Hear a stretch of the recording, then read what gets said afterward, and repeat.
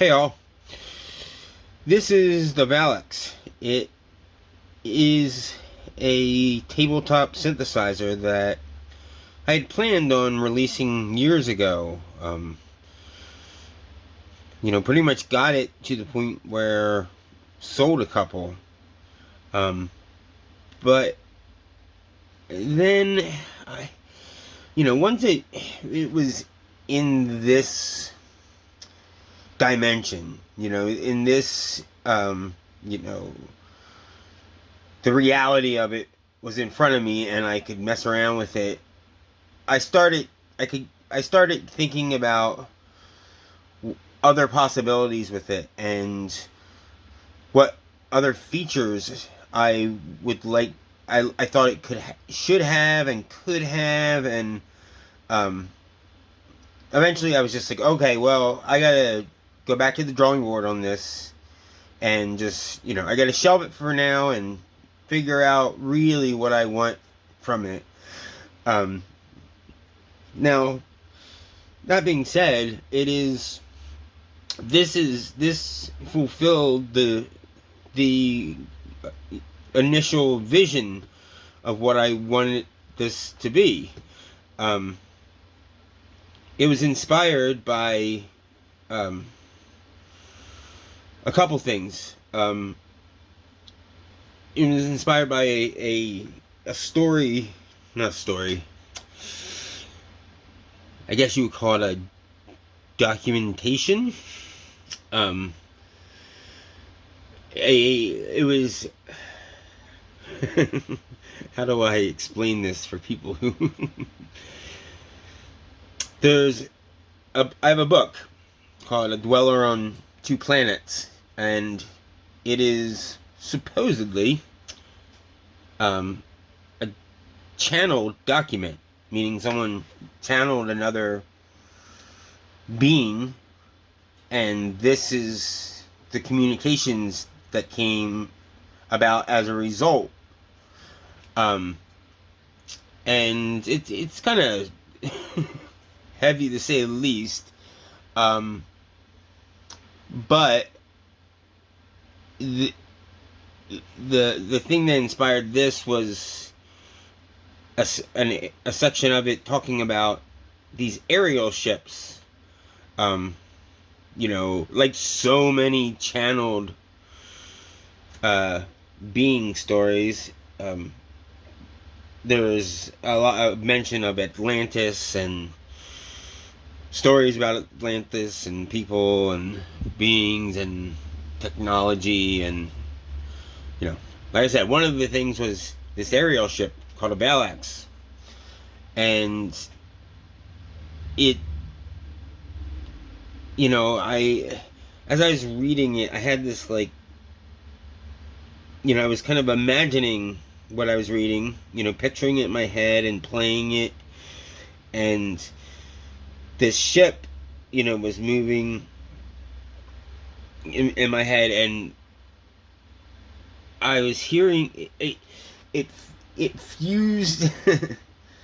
The thought fused with another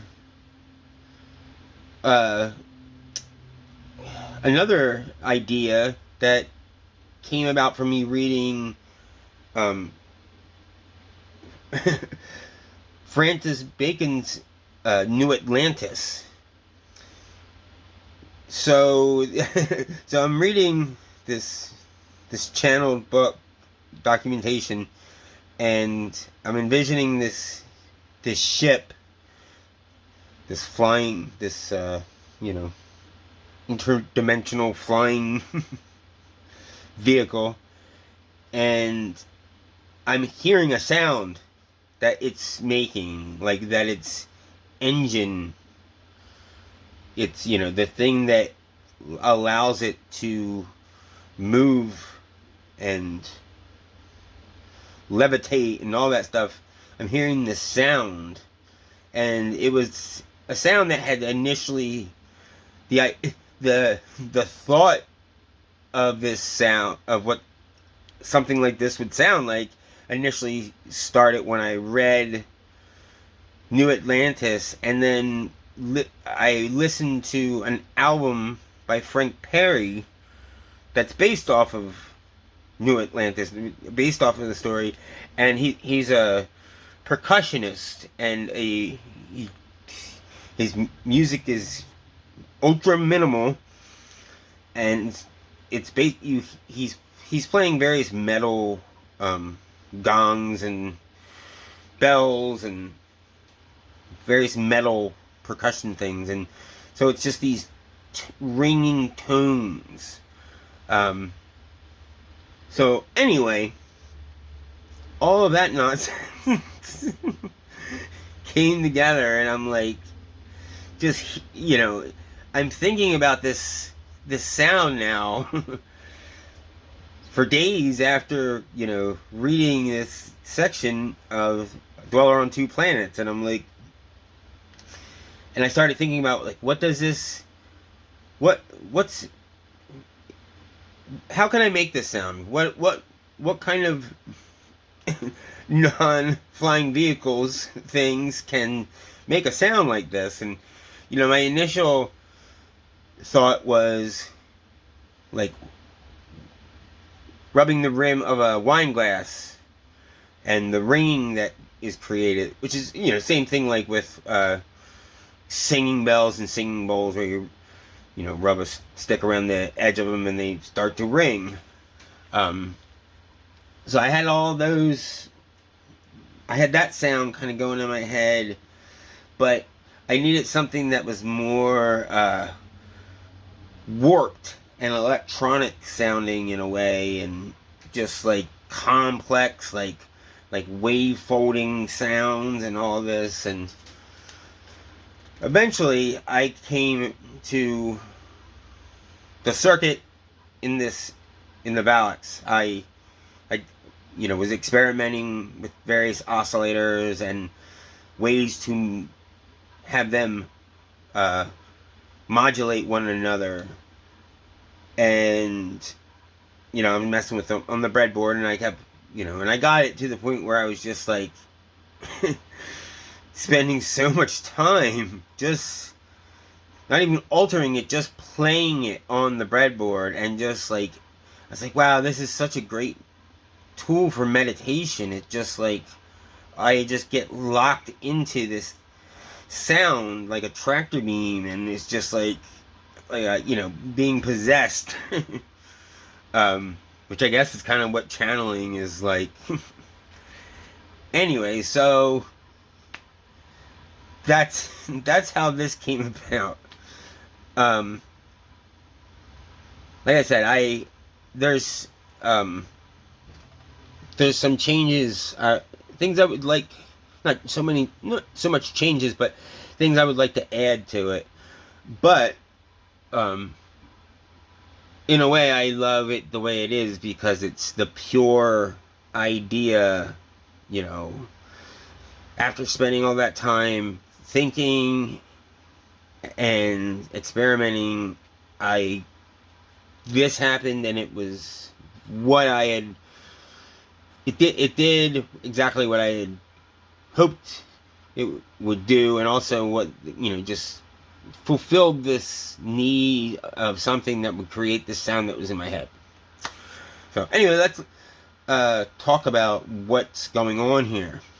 So there are 4 oscillators in here, wide range oscillators, from almost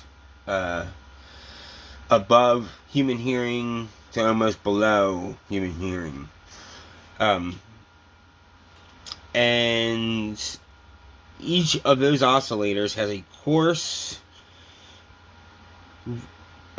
frequency control and a fine frequency control, and it has a divider switch that allows you to divide the frequency down, but divide by 2. And there's 2 sets of these dual oscillator, essentially 2 channels, with 2 oscillators, and those oscillators go into a modulation circuit that does very complex kind of form of ring modulation, and this is all square wave and square wave domain circuitry so everything is it's analog in the sense that there's no DSP circuits and there's no microprocessors or anything, but it's also all square wave, so it's all on and off.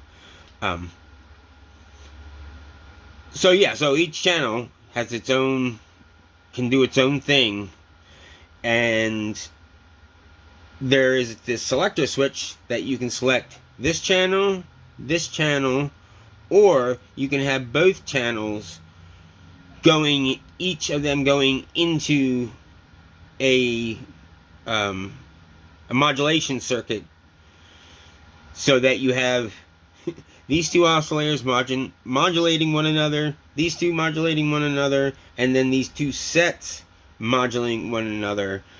And the sounds that are created as a result are super complex, and there's such a wide range of sound. It's you need to be willing to explore to find these sounds that are hidden within this. You can get just crazy, amazing. Some of the sounds are totally almost like a wall of noise, and some of them are just these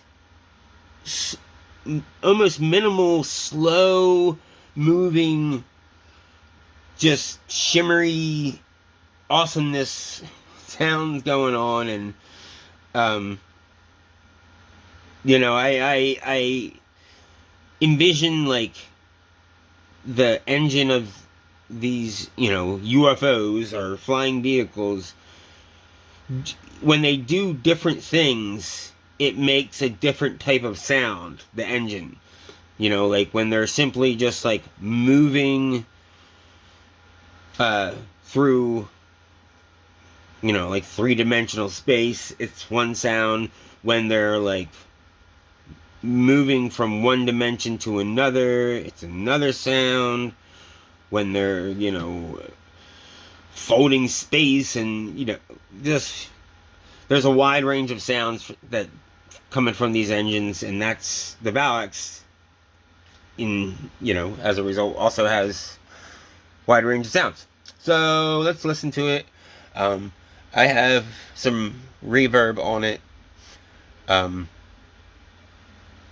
gonna start without the reverb so you can just hear it pure, and then I'll switch on the reverb. So we'll listen to channel 1 first. Oh, if you're wondering what these LEDs are, there are 2 channels. There's two outputs. One is the inverted version of the other. They're not this channel and this channel. It's whatever the output is, which is determined by this, whether it's this, or both.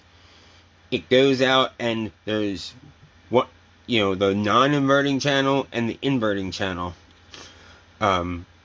This way you essentially have a stereo output that moves back and forth between the 2 channels. When one is high, the other is low, and vice versa. So anyway, let's take a listen.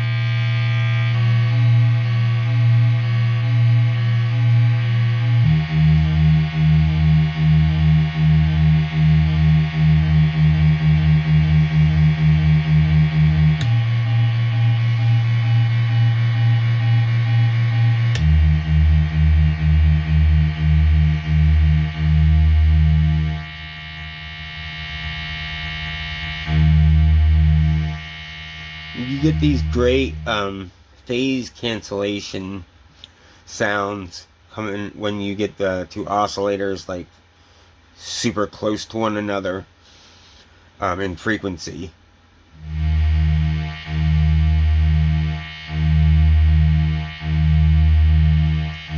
You know, it's going through. It's expanding and then contracting to the point where it disappears for a split second and then comes back. It's anyway. So now let's listen to channel 2.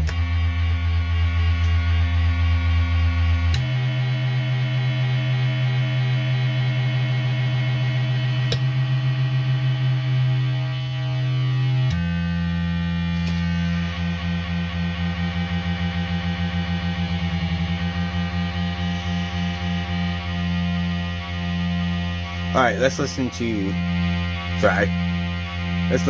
both channels together.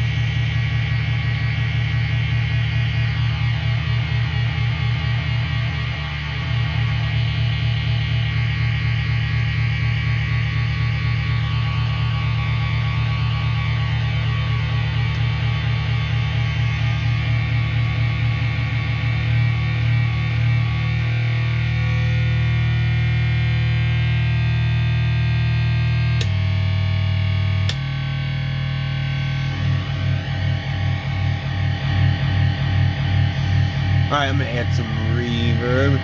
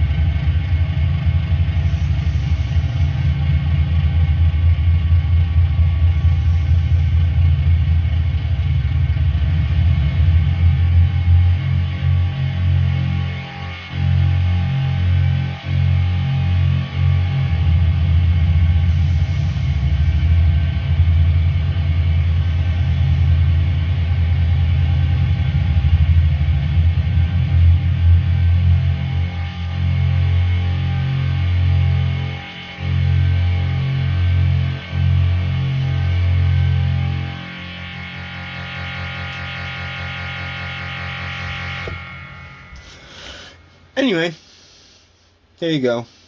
I love it. It's just, it's like playing on it is like this. How do I put this? It's like you're becoming like, it's like you're having an intimate experience with sound. It's like, I don't know, it's like I the sound is like doing something to me, and then in turn I do something to the sound, and it's like you're back and forth, and it's, I don't know, it's just this heavy experience that is I don't have except when I'm experimenting with this. It's funny because I just busted this out for the first time in a few years. It's, you know me, I got 12,000 prototypes from 12,000 years ago. I don't know why I'm using 12 as a number, but anyway, yeah, I have some ideas for some other features I'd like to add, like an external input to, my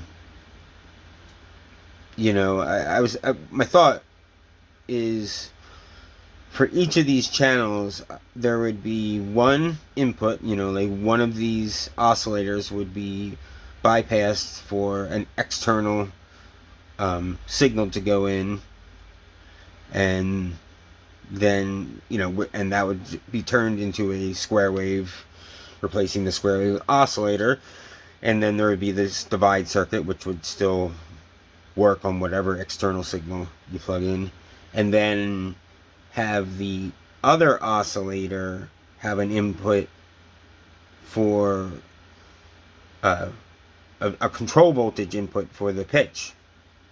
So you could play it, be like volt per octave oscillator, so that way each channel would have one external you could replace one of the oscillators with an external input source, and the other oscillator you can play with a keyboard or a sequencer or whatever you want, LFO. And I think, I could go nuts, but I'm not a fan of that. Like, it has a certain destiny for it, and its destiny is not for me to put every freaking feature I can think of on it. That lacks vision, when it's like that, and it's just too many options are just not a good thing. I've learned that myself, and I've had plenty of other people express the same thing. You need to have a structure to work from, and not have it be like, okay, yeah, whatever you can think of, that's what, it sounds great, the idea sounds great, but in practice you're like, it's like give you a nervous breakdown because there's too many options, and there needs to be some to be at your most creative, you need to have some limitations, something that is not exactly an obstacle, but something similar to that, where you need to find a way to get around a limitation. That's when the great things happen. That's when, like, we become, we show ourselves for who we really are.